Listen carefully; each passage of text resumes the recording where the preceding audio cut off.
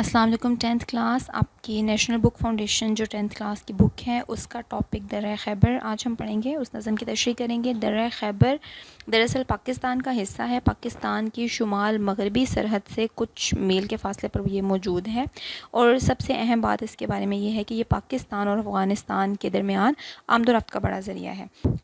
اس کے علاوہ تاریخ میں اس کو اس لیے اہمیت دی گئی ہے، جیسے کہ حفیظ جلندری نے بھی درہ خیبر پر پوری نظم لکھ دی ہے اس کی تعریف میں، تو یہ تاریخ میں اہمیت کا حامل اس لحاظ سے ہے کہ جتنے بھی فاتحین بر صغیر میں داخل ہوتے رہے ہیں، بر صغیر یعنی پاک و ہند جب اکٹھے تھے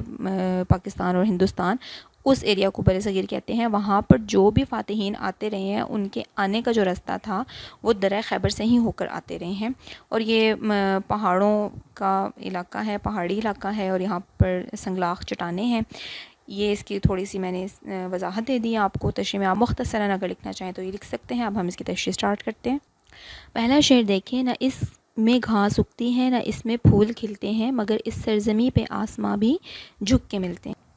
حفیظ جلندری شعر میں کہہ رہے ہیں، اس جگہ کے بارے میں بتا رہے ہیں کہ یہ سنگلاخ چٹانیں ہیں، جیسے کہ میں نے بتایا بلند و بالا پہاڑ یہاں پر موجود ہیں۔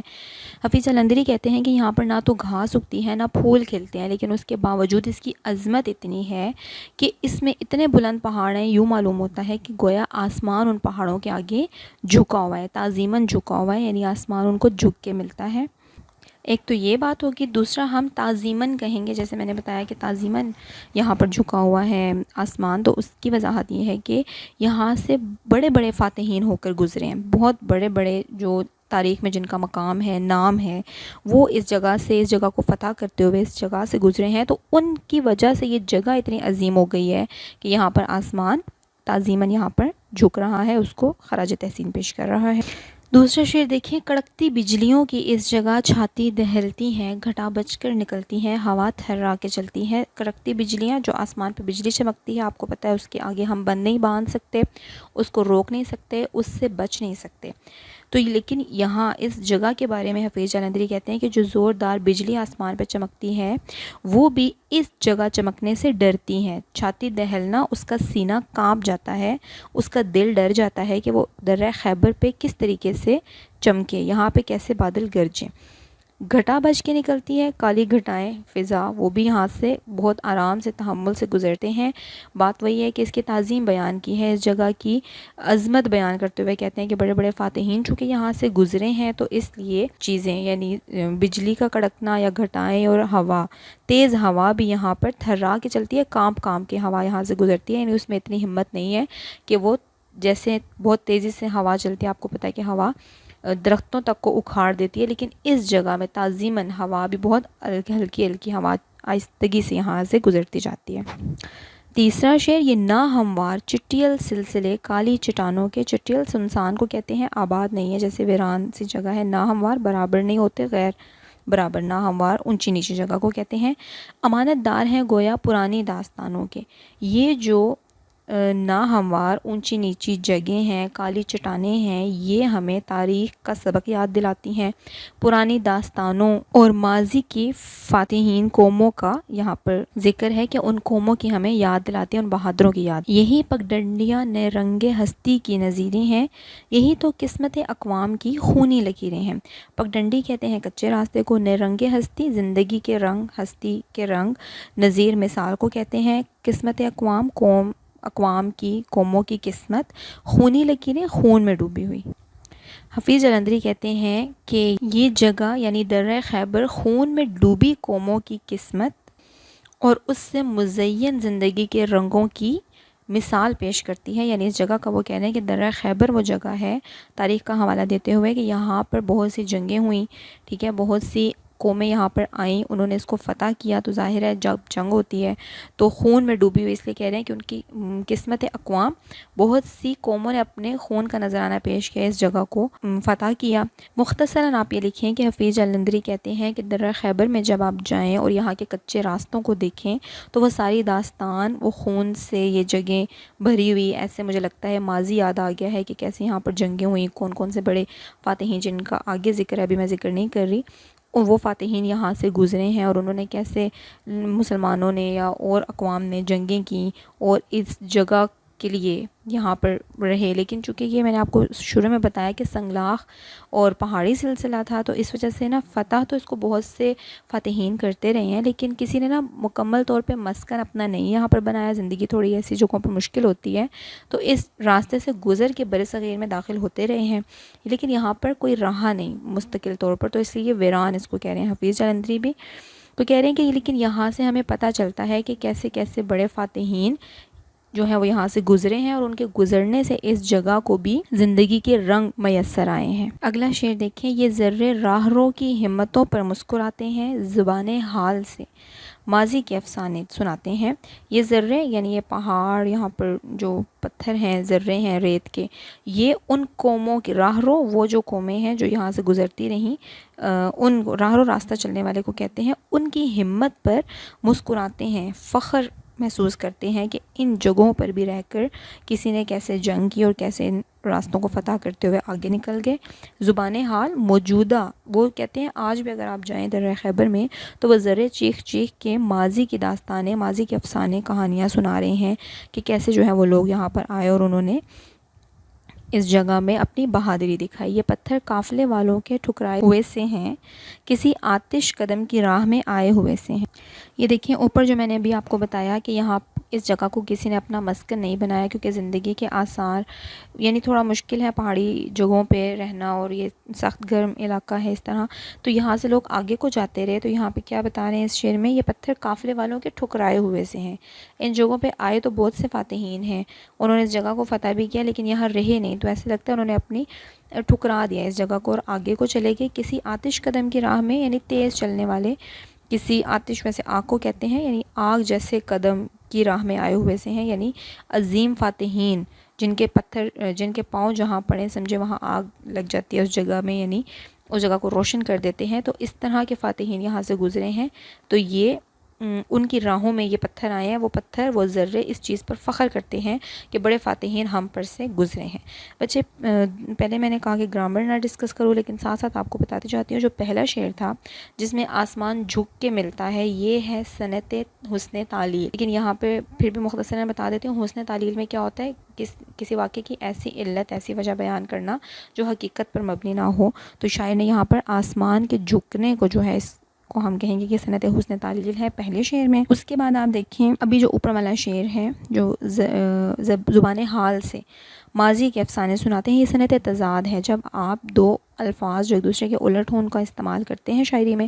اس کو ہم صنعت تضاد کہتے ہیں. اس کے بعد جو ابھی یہ والا شعر ہے، اس شعر میں بچے آپ نے ماضی کا حوالہ دینا ہے. ٹھیک ہے، دوبارہ اس پہ آ جاتے ہیں. اس میں آپ نے ماضی کے عظیم فاتحین کا حوالہ دینا ہے کہ انہوں نے اس جگہ کو فتح کیا اور ان ٹھکرا کر آگے کو چلے گئے، یعنی یہاں پر رہے نہیں. اور آتش قدم سے مراد ہے یعنی عظیم لوگ جو یہاں پر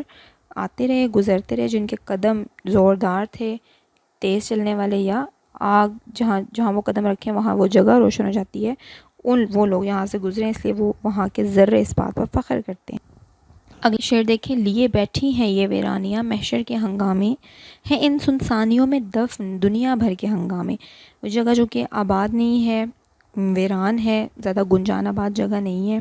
ماضی میں بھی اسی طرح سے رہی تھی. تو شاعر حفیظ جلندری کہتے ہیں کہ یہ ویرانیاں محشر کے ہنگامے اپنے اندر لیے ہوئے ہیں، اپنے اندر سموئے ہوئے ہیں. اگر آپ اس جگہ کی تاریخ پڑھیں تو آپ کو پتہ چلے کہ کتنے عظیم فاتحین یہاں سے گزرے ہیں، تو پھر آپ کو اس کی عظمت کا احساس ہو. اس کی ویرانی پر نہ جائیں، اس کی سنسان جگہ کو دیکھ کر آپ اس کو کم اہمیت نہ دیں، بلکہ یہ محشر کے ہنگامے اس کے اندر پوشیدہ ہیں، یعنی بڑی بڑی فتوحات اور بڑے بڑے فاتحین کا گزر یہاں سے ہوا. تو یہ راز، یہ کہانیاں اس جگہ کے سینے میں دفن ہیں. ان سنسانیوں میں دفن دنیا بھر کے ہنگامے، دنیا بھر کے یعنی یہیں سے سب، جیسے میں نے بتایا کہ بر صغیر کی طرف رخ کرتے رہے ہیں. بر صغیر میں پھر کیا کچھ ہوتا رہا، جیسے میں چلیں آپ کو بتا دیتی ہوں. نادر شاہ ہے، احمد شاہ ابدالی تھے، اس کے علاوہ تیمور کی بھی ذکر ہوا ہے اس میں، اور محمود غزنوی کا. تو یہ عظیم بادشاہ یہاں سے گزر کے دلی کا یعنی بر صغیر کا رخ کرتے رہے ہیں. تو ان کی بات کی ہے کہ ان سنسانیوں میں، ان سنسان ویران جگہوں میں بڑی بڑی کہانیاں دنیا کے بڑے بڑے ہنگامے پوشیدہ ہیں، کیونکہ بر صغیر میں جو کچھ ہوا، بر صغیر میں کیسے اسلام پھیلا، وہاں پر لوگ کیسے آباد ہوئے، تو یہ سب اسی جگہ کی وجہ سے ہوا، کیونکہ سب یہاں سے گزر کے اس راستے سے گزرتے ہوئے بر صغیر کی طرف گئے ہیں، اس لیے یہ بہت اہمیت کا حامل ہے درہ خیبر، یعنی خیبر کا دروازہ۔ اگلا شعر دیکھیں، یہ بے آباد و دہشت ناک وحشت خیز ویرانہ ہے، لا تعداد شور انگیز تہذیبوں کا افسانہ۔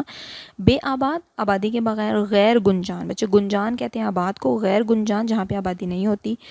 گنجان آباد علاقہ ہے، غیر گنجان آباد علاقہ ہے، اور دہشت ناک ہے، خوفناک ہے، کیونکہ ایسے لگتا ہے یہاں زندگی کے آثار نہیں ہیں، لوگ یہاں نہیں رہتے، کوئی بھی یہاں پر قیام نہیں کرتا، پڑاؤ نہیں ڈالتا۔ وحشت خیز، اس جگہ کو دیکھ کے بلند و بالا کالے پہاڑوں کو دیکھ کے انسان کو خوف آتا ہے۔ لا تعداد، بہت سی، مطلب ان کو گن نہیں سکتے آپ، اتنی تہذیبیں، تہذیب کیا ہوتی ہے، مطلب مختلف قوموں کی مختلف تہذیب ہوتی ہے۔ حفیظ جلندری کہتے ہیں لا تعداد قومیں یہاں سے گزری ہیں اور یہ جگہ ان قوموں کا افسانہ بیان کرتی ہے۔ شور انگیز، یعنی وہ یہاں سے کیسے ہنگامے کے ساتھ، جنگ و جدال کے ساتھ، شور شرابے سے اپنی تہذیبیں دکھاتے ہوئے اس جگہ سے آگے گزرے ہیں، تو درہ خیبر ان سب قوموں کا اور ان کی تہذیبوں کا گواہ ہے، ان لوگوں کے رہن سہن، ان کی تہذیب، اور ان کے کہاں سے آئے، کس قوم سے تعلق رکھنے والے تھے، یہ سب کہانیاں درہ خیبر کو یاد ہیں، وہ ان سب باتوں کو جانتا ہے۔ اس جگہ کے بارے میں حفیظ جلندری بتا رہے ہیں۔ اب یہ ابتدا ہے، آگے ہر شعر میں جو ہے وہ مختلف قوموں کا اور مختلف فاتحین کا ذکر حفیظ جلندری کر رہے ہیں۔ آگے دیکھیں، انہی دشواریوں سے آریوں کا کارواں گزرا، زمین ہند پر جاتا ہوا ایک آسماں گزرا۔ آریاؤں کا ذکر آ گیا ہے، آپ کو پتہ ہے کہ بر صغیر میں آریہ قوم کے لوگ آئے تھے، وہ یہاں پر آگے سب سے پہلے آباد ہوئے تھے، تو بتا رہے ہیں کہ جن دشواریوں سے، مشکلات سے جنگیں کرتے ہوئے ایک قافلہ آریاؤں کا یہاں سے گزرا، زمین ہند یعنی بر صغیر پر جا کر وہ آباد ہو گیا۔ اب آسماں کیوں کہا ہے، کیونکہ وہ بہت ایک تعداد میں تھے، بڑی تعداد میں، اور آریہ قوم جو ہے وہ اپنی تاریخ کے حوالے سے بھی بہت اہمیت کی، عظمت کی حامل ہے، تو اس لیے شاعر کہہ رہے ہیں کہ وہ ہند میں جا کر یہ عظیم قوم آباد ہو گئی۔ اگلے شعر میں دیکھیں، یہ مٹی شان اسکندر کی ہے آئینہ دار، اب تک اسی آندھی کا باقی ہے یہاں گرد و غبار اب تک۔ اب اگلے شعر میں حفیظ جلندری بتا رہے ہیں کہ سکندر اعظم، ٹھیک ہے، جس کا ذکر ہوا ہے مختلف جگہوں پر، وہ بھی یہاں سے گزرا ہے، وہ بھی اس جگہ، آپ کو پتہ ہے کہ وہ کافی پوری دنیا میں فتوحات کرتا ہوا جاتا رہا ہے، تو اس جگہ پہ سکندر اعظم بھی آیا، آئینہ دار عکاسی کرتا ہے، درہ خیبر اس چیز کی عکاسی کرتا ہے کہ سکندر بھی یہاں پر آیا تھا۔ درہ خیبر اس بات پہ فخر کرتا ہے کہ سکندر جیسا حکمران، آپ کو پتہ ہے سکندر کے بارے میں ایک بات مشہور ہے کہ اس کی سلطنت میں سورج غروب نہیں ہوتا تھا، اس کا معنی یہ ہے، اس کا مطلب یہ ہے کہ مشرق سے لے کے مغرب تک اس کی حکومت تھی، اور اگر مشرق میں سورج غروب ہوتا ہے تو ظاہر ہے مغرب میں طلوع ہو جاتا ہے، اس لیے اس کی حکومت میں کہتے ہیں کہ سورج غروب نہیں ہوتا تھا، اتنی بڑی سلطنت کا وہ حاکم تھا، تو اس کے بارے میں بتا رہے ہیں کہ وہ بھی اس جگہ سے گزرا، یہ جگہ اس کی بھی عکاسی کرتی ہے، آئینہ دار عکاسی کرتی ہے، اسی آندھی کا باقی ہے، یہ کہتے ہیں یہاں پر جو مٹی ہے، گرد و غبار اور یہ اس طرح کا گرد آلود علاقہ ہے، پہاڑی علاقہ ہے، یہ گرد آج بھی گواہی دیتی ہے کہ سکندر اعظم اپنے قافلے کے ساتھ یہاں آیا تھا، اور ایسا ہی گرد و غبار، ظاہر ہے جب گھوڑوں پہ وہ سفر کرتے تھے، گھوڑوں کے ٹاپوں سے گرد اٹھتی ہے، تو اس شعر میں شاعر بتا رہے ہیں کہ لگ رہا ہے ایسے کوئی آندھی سی آگے آندھی آتی ہے تو اس میں بھی گرد اٹھتی ہے، ہر طرف گرد و غبار ہو جاتی ہے، اور جب گھوڑے کہیں سے گزر کے جاتے ہیں تو وہ زماں بھی ویسا ہی ہوتا ہے، تو شاعر نے آندھی کہا ہے، یعنی یہاں پر آئے جو سکندر ہے وہ آیا وہ اپنے قافلے کے ساتھ، تو ابھی تک لگ رہا ہے کہ اس کے آنے کی جو گرد ہے، اس کے آمد کی، وہ لگ رہا ہے کہ ابھی تک یہاں پر موجود ہے، یعنی یہاں پہ آپ کہہ لیں کہ حفیظ جلندری نے اس واقعے کو زندہ کر دیا ہے کہ ابھی تک درہ خیبر اس چیز کی گواہی دے رہا ہے۔ آگے دیکھیں،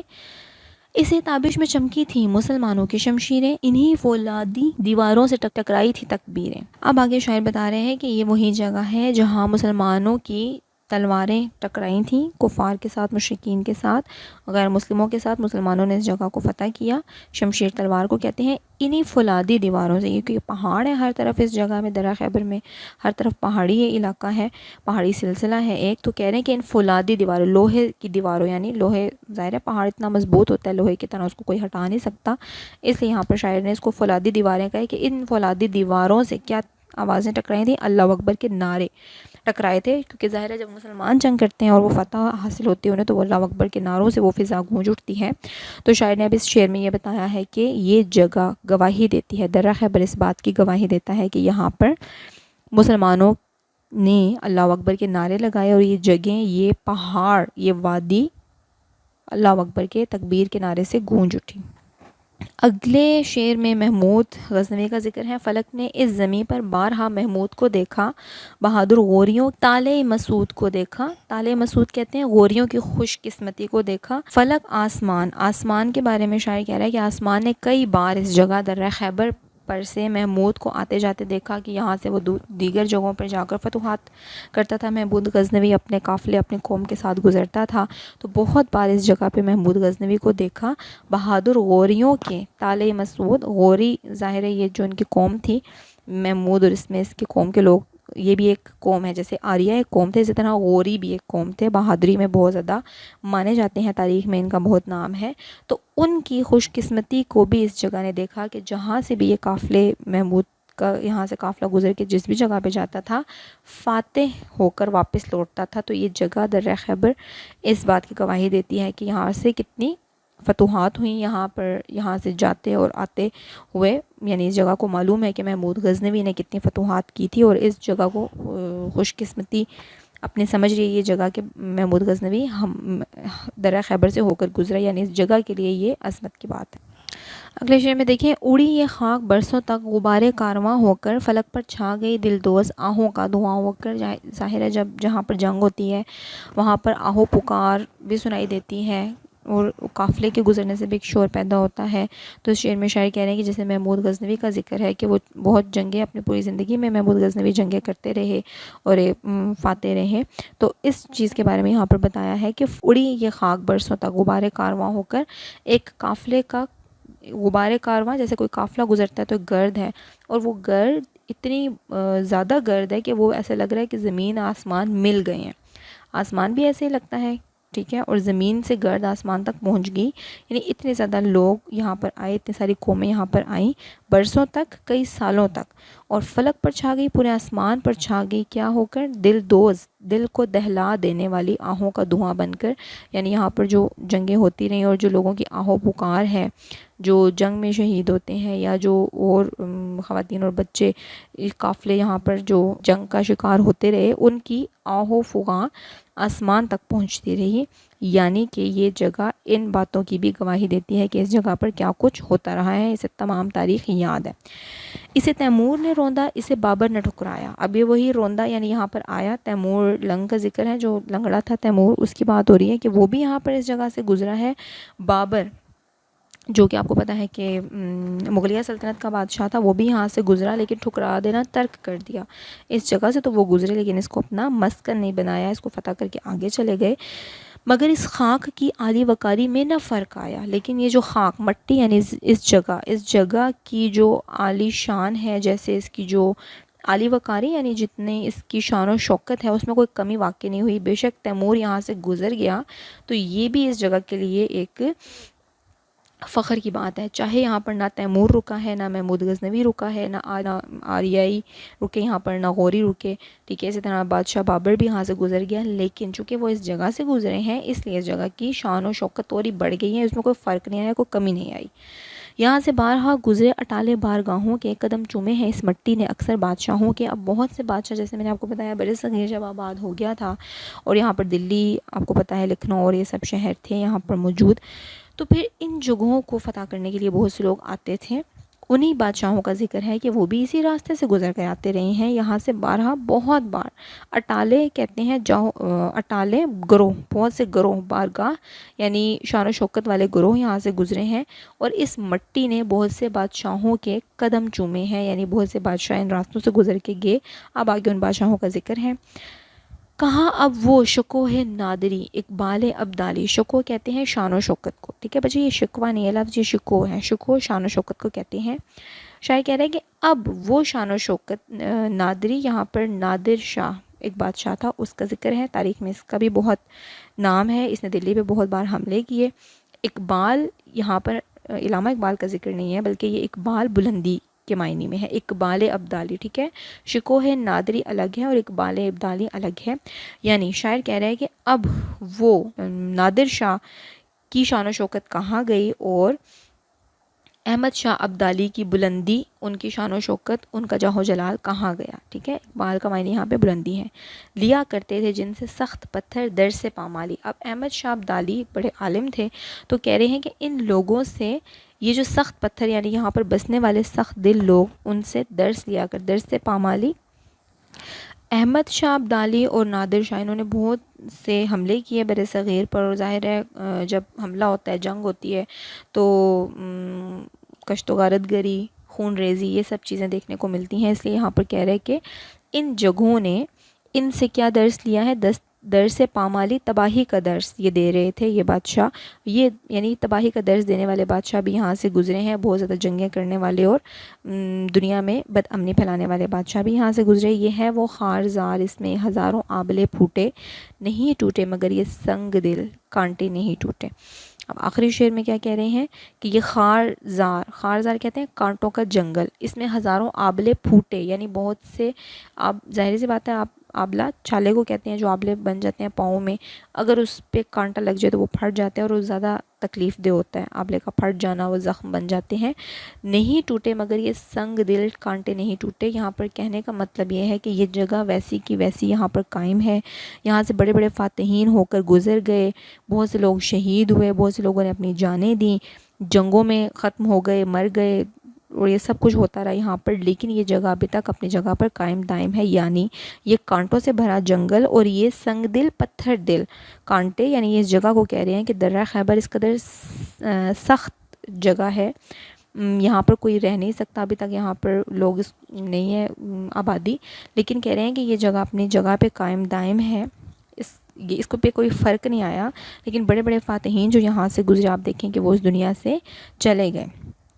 آبلے پھوٹنا، بہت سے لوگوں نے اپنی جانیں یہاں پر ختم کر دیں، اس دنیا سے چلے گئے، لیکن یہ جگہ ابھی تک اپنی جگہ یہیں پر قائم ہے، یہاں پر موجود ہے، اور اس کی شان و شوکت میں کوئی فرق نہیں آیا. چلیں جی، اس کی تشریح کمپلیٹ ہو گئی ہے. بچے اگر کوئی سوال ہو تو آپ مجھ سے پوچھ سکتے ہیں اس حوالے سے. اللہ حافظ.